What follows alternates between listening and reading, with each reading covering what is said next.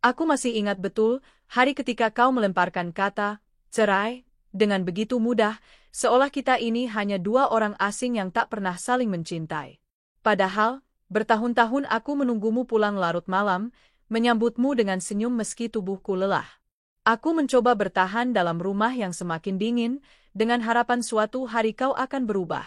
Tapi ternyata harapanku hanya fata morgana. Kau, Rian. Lelaki yang dulu aku cintai dengan segenap jiwa, kini berubah menjadi seseorang yang bahkan aku sendiri nyaris tak kenali. Dulu, kau adalah lelaki sederhana yang penuh semangat. Kita menikah di usia muda, berdua menata hidup dari nol. Aku masih ingat bagaimana kita mengontrak rumah mungil, berbagi mimpi sambil makan mie instan setiap malam. Tapi saat kehidupan mulai berubah, saat uang mulai mengalir, sikapmu juga ikut berubah. Kau mulai lupa pada janji-janji dulu. Lupa pada tawa yang dulu kita bagi, dan lupa pada perempuan yang selalu ada saat kau belum punya apa-apa, aku. Kenapa sih kamu selalu di rumah terus? Nggak pernah ada perkembangan. Suaramu malam itu masih terngiang di telingaku, menusuk seperti pisau. Padahal aku hanya ingin menemanmu makan malam, tapi kau malah memandangku dengan rasa muak. Seolah kehadiranku hanya beban. Aku di rumah karena kamu yang suruh. Katamu, istri yang baik itu fokus urus rumah dan anak. Zaman sekarang mana ada istri cuma ngurus rumah? Mau? Aku menggigit bibir, menahan air mata yang ingin tumpah. Setiap kata darimu seperti cambuk yang memukul batinku. Aku tak pernah tahu di mana salahku, kecuali karena aku mencintaimu terlalu dalam. Hari-hari berlalu dalam sepi. Aku hanya bicara dengan anak kita, Dira, yang saat itu baru berusia 5 tahun. Kau semakin sering pergi pagi-pagi, pulang tengah malam. Bahkan kadang 3 hari tak pulang sama sekali. Ketika aku bertanya, kau malah marah. Aku kerja cari uang buat kita. Jangan sok ngatur. Tapi kenyataannya, bukan pekerjaan yang membuatmu betah di luar rumah. Aku mulai mencium aroma parfum wanita lain di bajumu. Lalu kulihat namanya terpampang jelas di ponselmu, Vina. Sekretaris barumu yang dulu katanya hanya biasa saja. Aku tak langsung menuduh. Aku masih berharap kau jenuh sesaat dan akan kembali seperti dulu. Tapi harapanku musnah ketika kau menyebut kata itu di ruang tamu kita. Aku mau cerai, Nat. Aku nggak bahagia sama kamu. Jantungku berhenti berdetak untuk sesaat. Apa maksudmu? Tanyaku dengan suara bergetar. Aku capek hidup begini. Kamu nggak ngerti aku. Aku butuh wanita yang bisa diajak maju bareng, bukan yang kerjaannya cuma ngurus rumah. Air mataku tumpah. Aku menatap wajahmu, mencari secuil kehangatan yang dulu pernah ada. Tapi aku hanya melihat dingin di matamu. Rian, kita sudah sejauh ini. Kita punya anak. Kamu tega? Anak akan ngerti suatu saat nanti. Kamu kuat kok, Nat. Lagian, kita nggak cocok lagi. Kata-katamu menusuk jantungku lebih dalam dari pisau manapun. Beberapa hari kemudian, aku duduk di depan pengadilan agama. Kau di depanku, duduk santai seolah ini hanya proses administrasi biasa. Aku masih berusaha tegar, meski jari-jariku gemetar menandatangani surat perceraian itu. Saat pena menyentuh kertas terakhir, aku tahu semuanya telah berakhir. Aku tak lagi menjadi istrimu. Tapi lebih dari itu, aku merasa seperti kehilangan arah. Semua pengorbananku selama ini tak berarti apa-apa bagimu. Semua air mata, semua kesabaran, semua cinta, hancur dalam sekejap oleh tanda tanganmu. Kau pergi bersama wanita lain, dan aku harus pulang ke rumah yang kini tak lagi memiliki suara langkahmu. Anehnya, rumah itu jadi terasa lebih tenang, walau penuh kesedihan. Hari-hari setelah perceraian adalah hari-hari paling gelap dalam hidupku. Aku harus menjelaskan pada Dira kenapa ayahnya tidak tinggal bersama kami lagi. Kenapa ayah nggak pulang, Ma? Dira menatapku dengan mata bulatnya yang polos. Aku tersenyum lirih, berusaha kuat. Ayah lagi kerja jauh, sayang. Setiap malam, aku menangis dalam diam. Bantal jadi saksi betapa hancurnya hatiku. Tapi perlahan, aku sadar, aku tidak bisa terus begini. Aku tidak bisa terus hidup dalam bayang-bayangmu, Rian. Aku harus bangkit, kalau bukan untuk diriku sendiri, maka untuk anak kita.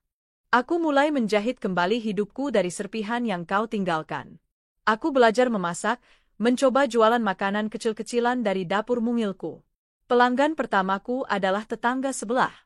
Dari mulut ke mulut, pesananku mulai bertambah. Sedikit demi sedikit, aku menemukan alasan untuk tersenyum kembali. Bukan karena hidupku sudah mudah, tapi karena aku mulai mencintai diriku sendiri lagi. Tapi dalam diam, aku sering bertanya, apa kau bahagia, Rian? Apa hidup barumu seindah yang kau bayangkan? Atau kau mulai menyadari bahwa rumput tetangga tak selalu lebih hijau? Entahlah, tapi satu hal yang kupelajari dari semua ini. Jangan pernah mencintai seseorang lebih dari mencintai dirimu sendiri. Kau bisa kehilangan dia, tapi jangan pernah kehilangan dirimu. Dan kini, aku mulai merangkai hidupku. Luka itu masih ada, tapi aku tahu suatu saat akan sembuh. Aku bukan lagi wanita yang dulu kau tinggalkan. Aku adalah Nadia, ibu dari Dira, dan perempuan yang sedang belajar berdiri dengan tegak tanpa bayanganmu. Pagi itu, aroma roti panggang dan kue brownies memenuhi dapur kecilku. Dira sedang duduk di meja makan, menggambar sambil sesekali mencoret wajah kartun dengan spidol warna-warni. Kulirik jam di dinding, masih pukul 6, tapi aku sudah selesai menyiapkan 10 kotak kue pesanan. Aku membersihkan tangan dari sisa adonan dan tersenyum kecil. Rasanya aneh, di tengah semua luka yang pernah menghancurkan hidupku, aku justru menemukan dunia baru. Dunia yang mungkin tak mewah, tapi penuh kehangatan dan harapan. Mama cantik hari ini, ujar Dira sambil memandangku dengan senyum bangga. Aku tersenyum, membelai kepalanya. Makasih, sayang. Karena kamu juga cantik, Mama jadi semangat. Setelah mengantar Dira ke sekolah, aku kembali ke rumah untuk bersiap mengantar pesanan ke beberapa pelanggan tetap. Ada ibu RT, ada guru TK, ada juga pemilik warung sembako di ujung jalan. Dulu, aku malu karena merasa diriku hanya mantan istri, janda, wanita yang ditinggalkan. Tapi sekarang, setiap senyum dari pelanggan adalah pengingat bahwa aku berharga, bukan karena siapa yang bersamaku, tapi karena siapa aku sebenarnya. Aku ingat masa-masa awal setelah perceraian. Saat aku bingung harus mulai dari mana, saat uang tabungan menipis, dan hidup serasa memusuhi. Tapi waktu berjalan, dan aku mulai berani melangkah. Ku pelajari resep dari internet, ku tonton video tutorial sampai malam, ku coba-coba resep baru dan ku tawarkan dari pintu ke pintu. Tak semua langsung berjalan mulus. Pernah juga aku ditolak, dihina, dibilang, janda jualan kue siapa yang mau beli. Tapi aku tak menyerah. Karena aku tahu, hidup ini bukan tentang siapa yang menjatuhkanmu, tapi bagaimana kamu bangkit dan terus melangkah. Di sisi lain, kau, Rian, sepertinya mulai merasakan dinginnya dunia yang dulu kau damba-dambakan. Dari kabar teman lama, aku tahu bahwa setelah kau dipecat dari kantor, hidupmu berubah drastis. Kau sempat menjual mobil, bahkan pindah dari apartemen mewah ke rumah kontrakan sederhana. Dan Vina, wanita yang dulu kau bela mati-matian, ternyata pergi meninggalkanmu saat uangmu menipis. Konon, dia kini bersama pria lain, pria yang lebih mapan dan lebih bisa menjamin masa depan. Ironis, bukan? Dulu kau meninggalkanku karena merasa aku tak cukup berharga. Tapi wanita yang kau pilih ternyata hanya menilai nilai dari dompetmu, bukan hatimu. Aku tidak merayakan kehancuranmu, Rian. Tidak sedikit pun. Karena dalam hatiku, aku tahu, luka yang kutanggung terlalu dalam untuk bisa dibalas dengan rasa puas atas penderitaanmu. Aku tidak ingin membalas. Aku hanya ingin tenang. Dan kini, aku menemukan ketenangan itu di tempat yang paling tidak kuduga, di balik kesederhanaan hidupku bersama Dira. Suatu siang, saat aku sedang menata kue untuk dikirim ke pemesan, handphoneku berbunyi. Sebuah nomor tak dikenal muncul di layar. Aku mengangkatnya, dan suaramu terdengar di seberang. Nat, ini aku, Rian. Seketika dadaku terasa sesat. Suara itu, suara yang dulu aku rindukan setiap malam, kini malah membuatku terdiam. Ada apa, Rian? Tanyaku pelan. Aku cuma pengen tahu kabar kamu. Dan Dira. Aku menarik napas panjang. Kami baik. Ada jeda, sebelum kau melanjutkan. Aku cuma, pengen ngobrol. Kalau boleh. Aku tidak langsung menjawab. Aku tahu, ini bukan sekadar ingin ngobrol. Ada yang sedang kau cari. Mungkin penghiburan. Mungkin penyesalan. Tapi aku tak yakin, apa aku masih bisa jadi tempat pulangmu. Terlalu banyak luka yang kau tinggalkan. Beberapa hari kemudian, tanpa memberitahuku sebelumnya, kau datang ke sekolah Dira. Kau duduk di bangku taman kecil dekat gerbang, menunggu Dira pulang. Dira berlari menghampirimu, memelukmu erat. Aku hanya berdiri dari jauh, memperhatikan kalian. Wajahmu tampak letih. Tak seperti dulu saat kau selalu tampak rapi dan percaya diri. Kini, matamu merah, wajahmu lebih tirus, dan tubuhmu tampak kurus. Tapi yang paling kentara adalah ekspresi kosong di matamu. Seolah kau menyesal, tapi terlalu terlambat untuk memperbaikinya. Setelah Dira masuk ke kelas lagi, kau menghampiriku. Aku menatapmu tanpa berkata apa-apa. Ada begitu banyak kata yang ingin kuucapkan, tapi semua tertahan di kerongkongan. Aku rindu kalian, katamu akhirnya. Aku tetap diam. Maaf, Nat. Aku terlalu egois dulu. Aku pikir, aku bisa lebih bahagia tanpa kamu. Tapi nyatanya, semua itu hanya semu. Mataku berkaca-kaca, tapi aku tak ingin menangis.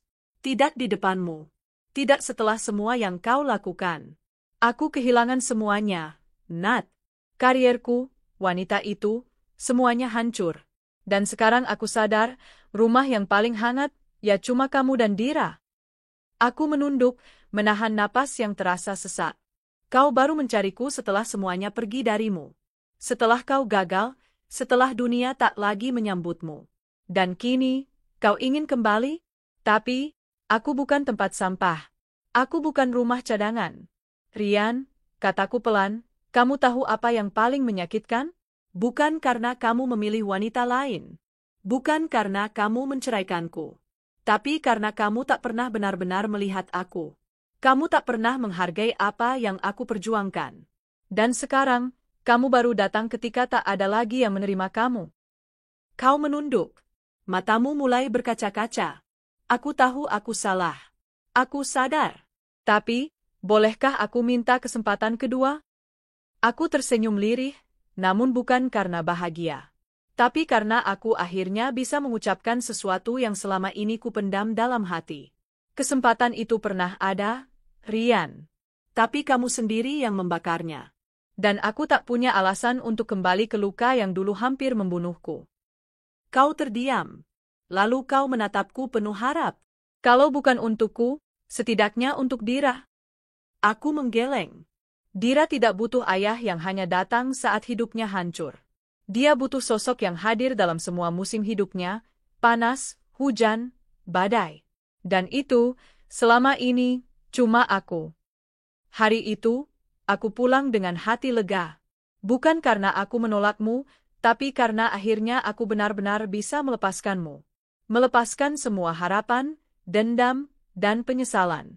Malamnya, aku duduk di beranda sambil menyesap teh hangat. Dira tidur di kamar setelah membantuku menghias kukis bentuk hati. Di bawah cahaya lampu temaram, aku membuka laptop dan menuliskan kalimat ini. Aku tak ingin kembali ke masa lalu, karena kini aku mulai mencintai masa depan yang sedang kubangun sendiri. Dan aku tidak akan lagi memberi ruang untuk orang yang dulu memilih pergi saat aku sedang mencintainya sepenuh hati. Aku bukan lagi wanita yang menangis karena ditinggalkan. Aku adalah perempuan yang sedang menikmati hasil perjuangannya. Perlahan. Tapi pasti. Dan tanpa kamu. Sejak percakapan kita di depan sekolah Dira waktu itu, aku tak lagi mendengar kabar darimu. Tapi diam-diam aku tahu kau masih mengamati dari jauh. Kadang aku melihatmu berdiri di seberang jalan ketika aku menjemput Dira, kadang kau hanya duduk di motor, menatap ke arah kami lalu pergi sebelum sempat menyapa. Entah apa yang ada di benakmu. Mungkin penyesalan, atau mungkin sekadar rasa bersalah yang tak kunjung reda. Sementara itu, hidupku terus berjalan. Usaha Dira's Kitchen berkembang pesat. Aku tak hanya menerima pesanan dari sekitar rumah, tapi juga mulai menjalin kerjasama dengan beberapa toko kue lokal. Aku pun mulai membuka kelas kecil untuk ibu-ibu rumah tangga yang ingin belajar membuat camilan rumahan. Dulu, Aku tidak pernah menyangka bisa sampai di titik ini. Tapi saat hidup memaksamu memilih antara menyerah atau bertahan, satu-satunya jalan adalah bangkit. Suatu malam, saat aku sedang menyusun laporan pesanan di ruang tamu, aku menerima pesan dari nomor asing. Nat, ini aku. Rian, boleh aku bicara sebentar? Aku di depan rumah. Aku tersentak. Jantungku berdetak kencang. Sudah beberapa bulan sejak terakhir kali kita berbicara. Aku ragu untuk menjawab. Tapi rasa ingin tahu itu lebih kuat. Aku membuka pintu, dan benar, kau berdiri di sana, kusut, lelah, dengan wajah penuh beban yang tak kau sembunyikan lagi. Maaf datang malam-malam, katamu pelan. Aku hanya berdiri di ambang pintu, tak mempersilakanmu masuk. Ada apa, Rian? Kamu kelihatan bahagia, ujarmu, lebih seperti gumaman. Aku cuma ingin bicara. Sebentar saja. Akhirnya aku mengalah. Aku mengangguk kecil dan melangkah ke beranda. Kita duduk berseberangan di kursi kayu yang dulu pernah kita pilih bersama saat masih menjadi pasangan suami istri. Tapi sekarang, suasananya sangat berbeda. Dulu ada tawa di sini. Kini hanya udara dingin dan diam yang memisahkan. Aku pikir aku tahu arti bahagia, Nat, katamu akhirnya. Kupikir, dengan keluar dari rumah ini, aku akan menemukan dunia yang lebih besar, lebih indah. Tapi ternyata, semua kosong. Aku diam, mendengarkanmu tanpa mengganggu. Vina meninggalkanku 2 bulan setelah aku kehilangan pekerjaan. Uangku habis. Bisnis yang kucoba bangun gagal. Teman-teman yang dulu selalu ada saat aku di atas, satu persatu menjauh. Aku pulang ke rumah kontrakan yang sepi setiap malam. Nggak ada suara Dira. Nggak ada kamu. Nggak ada yang peduli. Aku menelan ludah. Mataku menatap lurus ke arah jalan yang gelap. Kau yang memilih itu, Rian. Kau yang menggugat cerai. Kau bilang aku membosankan, terlalu sederhana, terlalu diam. Aku bodoh, suaramu pecah. Aku terlalu buta lihat pengorbananmu. Aku kira kamu itu beban, padahal kamu penopang. Aku kira kamu diam karena lemah, padahal kamu diam karena kuat. Kau menunduk, lalu suara tangismu mulai terdengar. Aku tak bergerak. Hatiku campur aduk, antara marah, iba, dan sedih. Tapi di atas segalanya, aku sadar aku tak lagi sama. Rian, kataku tenang. Aku sudah memaafkanmu. Tapi itu bukan berarti aku bisa membiarkanmu masuk kembali ke hidupku. Kau menatapku, matamu memohon. Aku hanya ingin kembali, memperbaiki semuanya. Demi kamu, demi Dira. Aku bisa berubah, Nat. Aku menggeleng pelan. Bukan aku yang kamu butuhkan. Kamu hanya merasa sepi. Kamu hanya ingin tempat untuk pulang karena semua orang meninggalkanmu. Aku ingin keluargaku kembali, Nat. Aku menghela napas dalam. Aku juga dulu ingin mempertahankan keluarga ini. Tapi kamu menghancurkannya. Dan sekarang, rumah itu sudah runtuh. Yang tersisa hanya reruntuhan kenangan. Hari-hari setelah pertemuan itu, kau beberapa kali mencoba kembali. Mengantar makanan kecil untuk Dira, bertanya kabar lewat pesan, bahkan menawarkan bantuan untuk membenahi halaman rumah. Tapi aku tahu, semua itu bukan karena cinta. Itu karena penyesalan. Dan aku tak bisa mengisi kekosongan hidupmu hanya untuk menyembuhkan hatimu yang terlambat sadar. Aku melihat dari jauh hidupmu yang kian sepi. Rumah kontrakanmu seperti rumah tanpa jiwa. Tak ada suara, tak ada tawa, hanya bayang-bayang masa lalu yang menghantui. Kau mulai mendatangi masjid, ikut kajian, dan mencoba memperbaiki diri. Aku tahu karena orang-orang mulai bercerita. Dan aku menghargai usahamu. Tapi itu bukan berarti aku harus kembali. Karena aku telah sampai di titik di mana aku mencintai diriku sendiri lebih dari siapapun. Satu hari Minggu, saat aku sedang mengantar kue ke rumah pelanggan, aku bertemu seorang ibu muda bernama Sinta. Ia membeli kueku secara rutin, dan kali ini ia mengajakku berbincang di teras rumahnya. Ia seorang janda juga, dengan 2 anak. Kami berbicara panjang lebar, dan untuk pertama kalinya, aku merasa benar-benar dimengerti. Dulu aku juga sempat hampir terima mantan suamiku balik, Mbak Nadia, katanya. Tapi aku sadar, Bukan cinta yang membawanya kembali. Hanya kesepian. Dan aku terlalu berharga untuk menjadi pelipur lara dari kesalahan orang lain. Aku menatapnya, tersenyum, lalu mengangguk pelan. Kata-katanya menegaskan lagi satu hal yang mulai jelas dalam hidupku. Aku tak ingin menjadi penghapus rasa bersalah siapapun. Malam itu, saat Dira sudah tertidur, aku menulis kembali di buku harianku. Kau pernah menjadikanku pilihan terakhir, Rian. Kini, saat aku menjadi pilihan utama dalam hidupku sendiri, jangan berharap aku kembali jadi bagian dari ceritamu. Rumah yang dulu pernah kau tinggalkan, kini telah jadi tempatku menyembuhkan luka dan menumbuhkan harapan. Dan aku tak akan biarkan siapapun menghancurkannya lagi. Aku mematikan lampu dan tidur dengan tenang.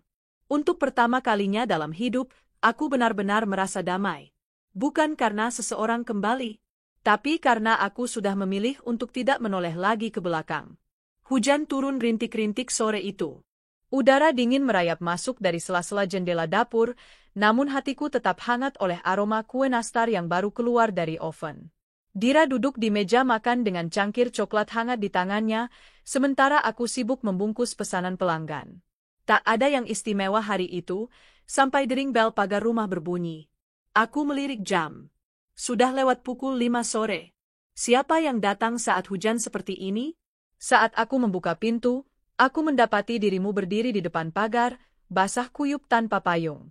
Jaketmu sudah menempel lekat di tubuh karena hujan. Wajahmu kusut, dan matamu tampak seperti menyimpan 1000 rasa. Rian, tanyaku, sedikit ragu. Kau tak menjawab. Kau hanya berdiri di sana, memandangku dengan tatapan yang berbeda. Tatapan yang penuh harap, penuh luka, penuh kerinduan. Untuk sesaat, aku terpaku.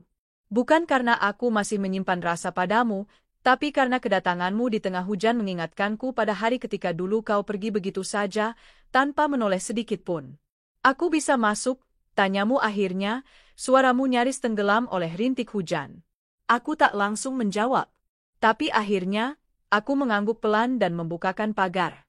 Kau masuk ke dalam, duduk di kursi tamu dengan tubuh menggigil. Aku memberimu handuk dan segelas teh panas, lalu duduk di seberangmu. Hening menyelimuti ruangan, hanya suara hujan di luar jendela yang terdengar. Aku minta maaf, katamu akhirnya. Suara itu terdengar pecah.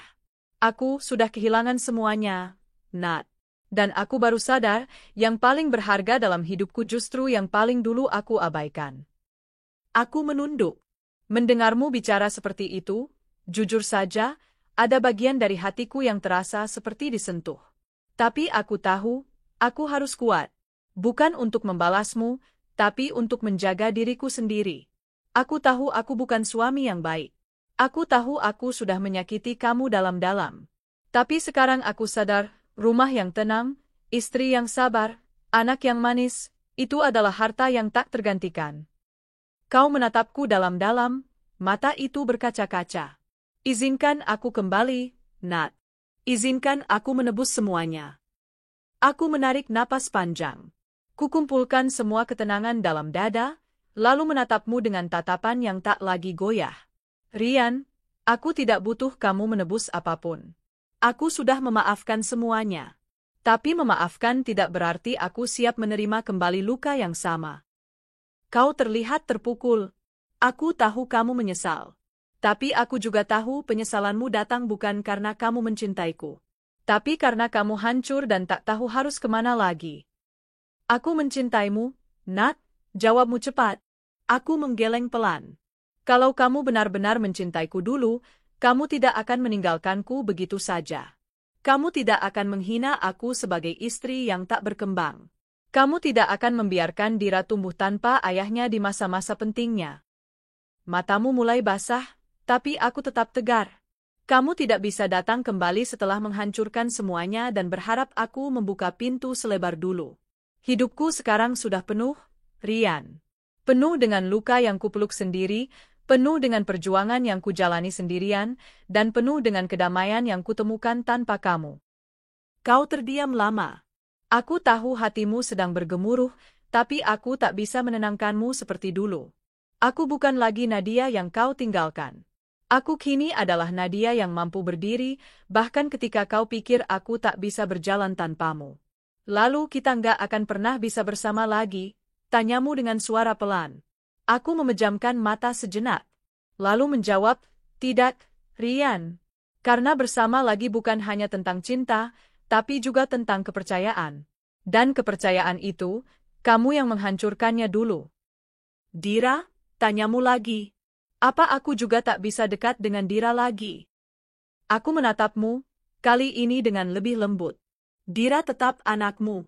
Aku tidak pernah memutuskan hubunganmu dengannya.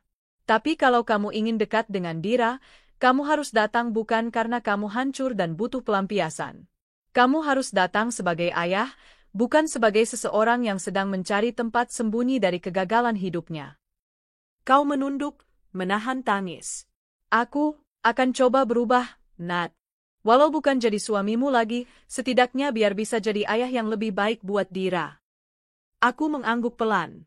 Itu yang seharusnya kamu lakukan sejak dulu. Malam itu, setelah kau pamit, aku duduk di kursi yang masih hangat oleh tubuhmu tadi. Ada rasa sesak yang tak bisa kujelaskan. Bukan karena aku menolakmu, tapi karena aku tahu, di dunia ini, tidak semua cerita bisa kembali ke awal. Dan kadang, penyesalan yang datang terlambat hanya akan menjadi pelajaran, bukan jembatan untuk kembali. Beberapa minggu setelah itu, kau benar-benar mencoba lebih dekat dengan Dira. Kau datang sesekali, mengantarnya jalan-jalan, membelikan buku, mengajaknya makan es krim. Tapi aku selalu membatasi. Aku tidak ingin Dira menjadi korban janji-janji yang tak ditepati lagi. Aku ingin jika kau hadir, maka itu adalah kehadiran yang penuh komitmen, bukan sekadar rasa bersalah. Dan seiring waktu berjalan, aku melihat perubahan kecil dalam dirimu. Kau mulai bekerja lagi, walau dari nol. Kau mulai menata ulang hidupmu yang dulu berantakan. Tapi semua itu sudah bukan urusanku lagi. Aku tidak lagi menyimpan amarah. Tapi aku juga tak lagi menyimpan tempat untukmu. Di suatu sore, saat matahari hampir tenggelam, Dira duduk di pangkuanku di beranda. Ia memelukku sambil berkata, Mama, nanti kalau aku besar, aku nggak mau ninggalin Mama kayak ayah ninggalin Mama. Aku mencium keningnya dan tersenyum, menahan air mata. Yang penting Dira tumbuh jadi perempuan yang tahu cara menyayangi dan mencintai dirinya sendiri dulu, kataku. Kayak Mama, tanyanya. Aku mengangguk. Iya, seperti Mama. Dan di detik itu, aku tahu aku tak perlu cinta yang kembali dengan luka. Karena aku sudah penuh dengan cinta yang tumbuh dari keteguhan dan luka yang kusembuhkan sendiri. Waktu bergulir begitu cepat. Tanpa kusadari, sudah 2 tahun sejak perceraian itu. 2 tahun yang pada awalnya terasa seperti berjalan di lorong gelap tanpa cahaya, namun perlahan berubah menjadi jalan setapak yang penuh warna. Aku dan Dira melewatinya bersama. Kami tak selalu kuat, tapi kami saling menopang. Bisnis kuenya berkembang. Kini aku sudah memiliki 2 karyawan. Dapur mungilku tak lagi sepi. Aroma adonan segar dan tawa para pekerja menjadikan rumah kami lebih hidup. Bahkan Dira, yang kini duduk di kelas 3 SD, sering membantuku mengaduk adonan atau menghias toples pesanan. Dan hari itu, seseorang datang membawa warna baru dalam hidupku. Namanya Arman. Seorang pelanggan yang awalnya hanya rutin memesan kue untuk kantornya, lalu diam-diam mulai mengajak bicara lebih banyak. Ia tak pernah memaksa. Sifatnya tenang, penuh perhatian, dan tak pernah melangkah lebih jauh tanpa persetujuanku. Kami pertama kali benar-benar berbicara panjang saat ia datang menjemput pesanan kue ulang tahun anak buahnya. Saat itu, Dira sedang bermain di ruang tamu. Ini Dira? Tanyanya sambil melirik Dira yang sedang menggambar. Iya, jawabku, sambil membungkus kotak kue. Anak satu-satunya. Arman tersenyum hangat. Cantik ya? Mirip kamu. Aku menoleh, sedikit terkejut. Sudah lama tak ada yang memuji seperti itu. Biasanya orang hanya berkata, wah, anakmu ya? Pasti capek ngurus sendiri. Tapi Arman, ia memujiku tanpa membuatku merasa kecil. Terima kasih, jawabku singkat. Ia memandangku, lalu bertanya lembut, boleh aku ajak kamu dan Dira makan malam suatu hari nanti? Aku terdiam. Bukan karena tidak mau, tapi karena aku takut. Namun Arman seolah bisa membaca pikiranku. Ia tersenyum dan berkata, tak perlu jawab sekarang. Aku tahu kamu butuh waktu. Dan dari situ, segalanya berubah perlahan. Kami mulai sering berkomunikasi. Arman tidak pernah memaksa. Ia hanya hadir. Saat aku kelelahan, ia mengirimkan makanan. Saat Dira sakit, ia mengantar vitamin. Saat aku merasa rapuh, ia hanya bertanya, kamu mau cerita atau aku cukup duduk mendengarkan? Perhatian kecilnya, ketulusan yang tak dibuat-buat, perlahan mencairkan dinding pertahananku.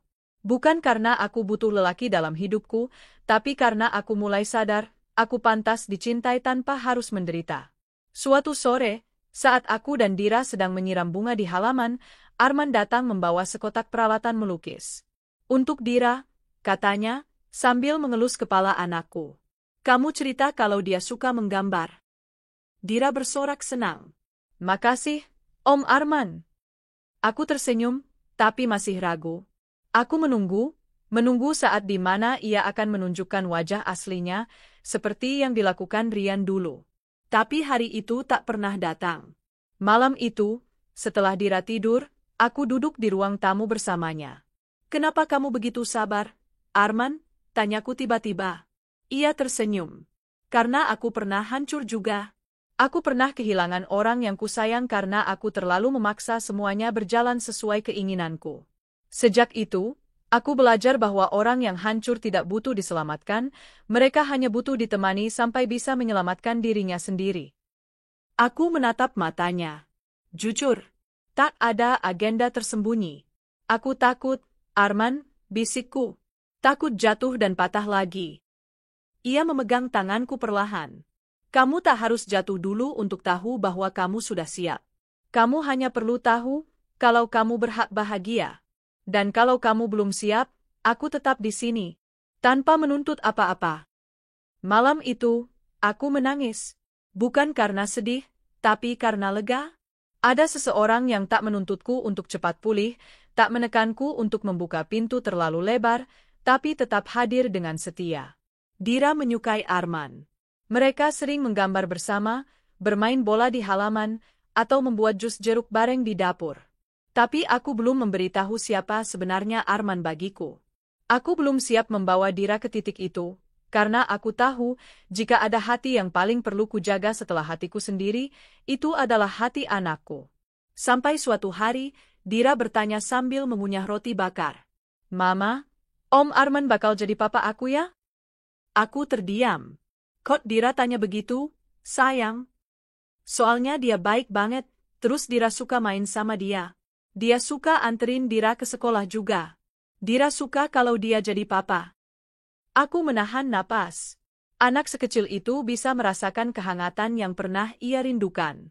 Tapi aku tahu, aku tak bisa membuat keputusan hanya karena rasa nyaman sesaat. Kalau Om Arman jadi papa Dira, terus Papa Rian gimana? Tanyaku hati-hati. Dira menunduk. Dira juga sayang sama Papa Rian, tapi Papa cuma datang kadang-kadang. Om Arman yang selalu ada. Aku menggenggam tangannya. Nanti ya, sayang. Mama masih pikir-pikir dulu. Dira mengangguk, mengerti. Kadang anak kecil jauh lebih dewasa dari yang kita duga. Dan Rian? Ia tahu tentang Arman. Suatu hari, ia datang dan mendapati Arman sedang mengangkat bahan pesanan ke dapur. Aku lihat raut wajahnya berubah, antara tak percaya dan marah. Kamu udah gantiin aku? Tanyanya dingin. Aku menatapnya, tidak dengan kemarahan, tapi ketegasan. Kamu yang melepaskan aku, Rian. Aku hanya belajar menghargai diriku sendiri sekarang. Dia siapa? Lelaki yang tidak meninggalkanku ketika aku jatuh. Yang tidak mempermalukanku karena memilih jadi ibu rumah tangga. Yang menyayangi Dira dengan tulus, tanpa harus menjadi ayah biologisnya. Rian mengepalkan tangan. Jadi kamu bahagia sekarang? Aku mengangguk. Bahagia, Rian. Bukan karena ada lelaki baru, tapi karena aku belajar mencintai diriku sendiri. Malam itu, Arman memelukku pelan di bawah cahaya temaram beranda. Aku tahu kamu belum siap sepenuhnya membuka lembaran baru. Tapi aku ingin kamu tahu, aku akan selalu di sini. Tanpa terburu-buru. tanpa menuntut lebih dari yang bisa kamu beri. Aku menatap langit yang bertabur bintang. Dalam hatiku, ada ruang yang mulai tenang. Tak ada lagi luka yang menganga, tak ada lagi air mata yang tersembunyi di balik senyuman palsu. Aku memegang tangan Arman. Kalau suatu hari aku siap, kamu masih akan ada di sini. Arman tersenyum, mengangguk. Aku tak kemana-mana, Nat.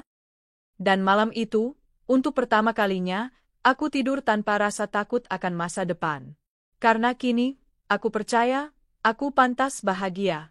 Dengan atau tanpa lelaki, aku sudah cukup.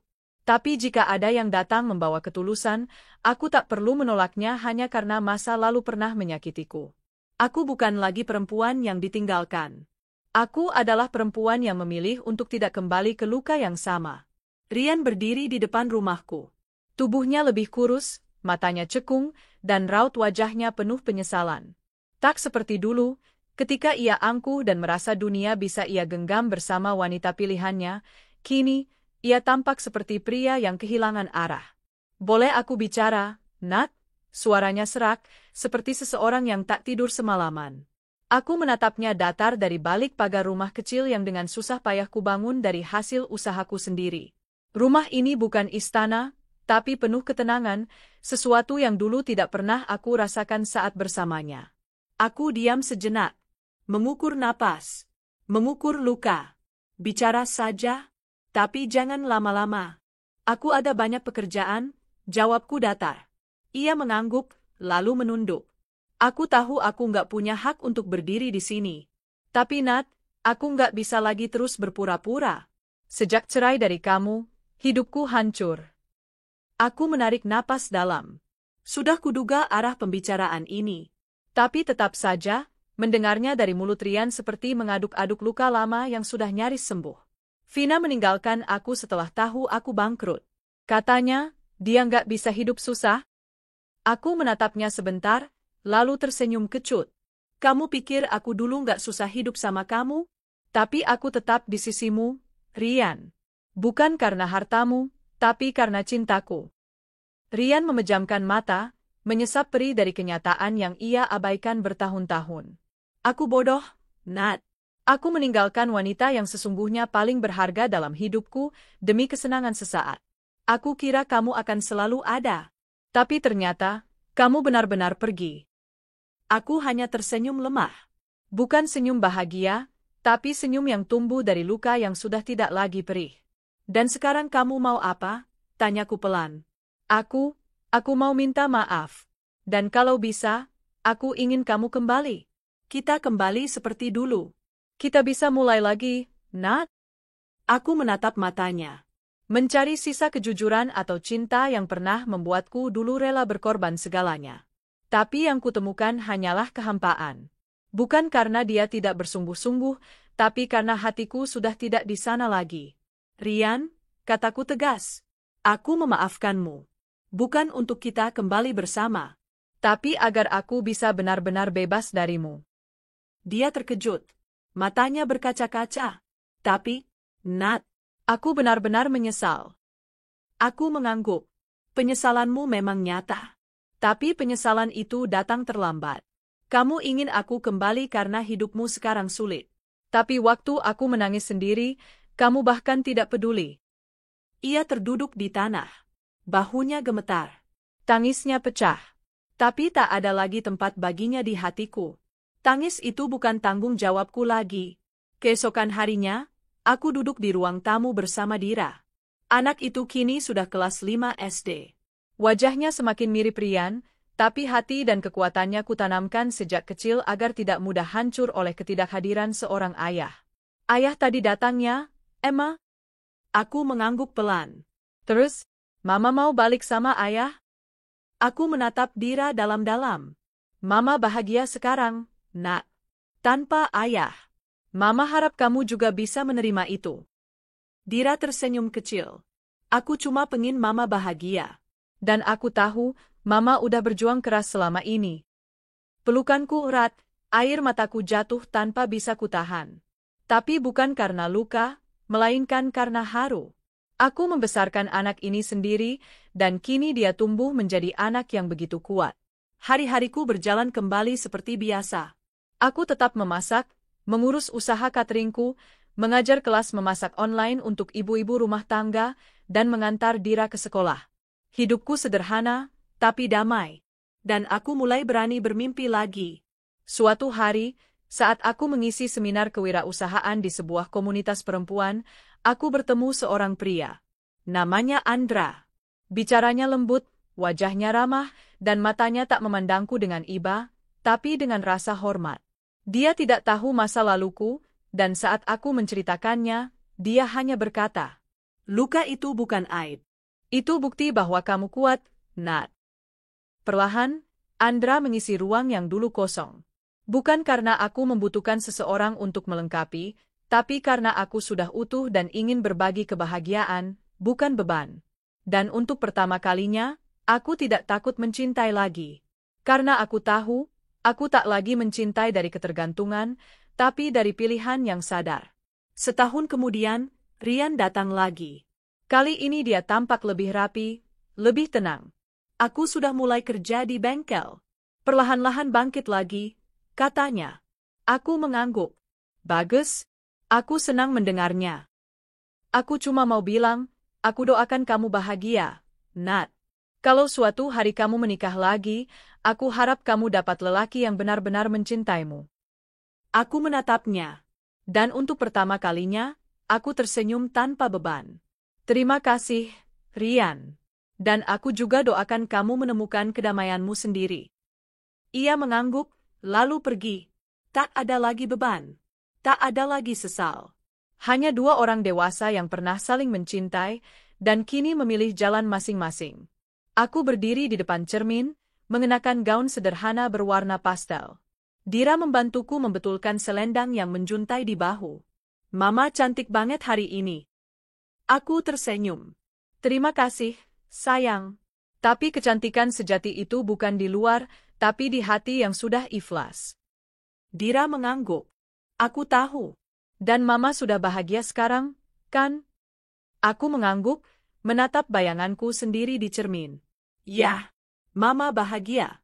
Lebih dari yang pernah Mama bayangkan. Hari itu, aku menikah dengan Andra. Dalam pesta kecil, dikelilingi orang-orang yang benar-benar peduli. Tak ada kemewahan, tapi ada kehangatan. Tak ada kemegahan, tapi ada ketulusan. Dan aku tahu, perjalanan hidupku belum usai. Tapi setidaknya, aku sudah melangkah dari luka ke penerimaan. Dari perpisahan ke ketenangan. Dari kesedihan ke harapan baru. Karena ternyata, perpisahan bukan akhir dari segalanya. Kadang, itu justru awal dari kehidupan yang seharusnya.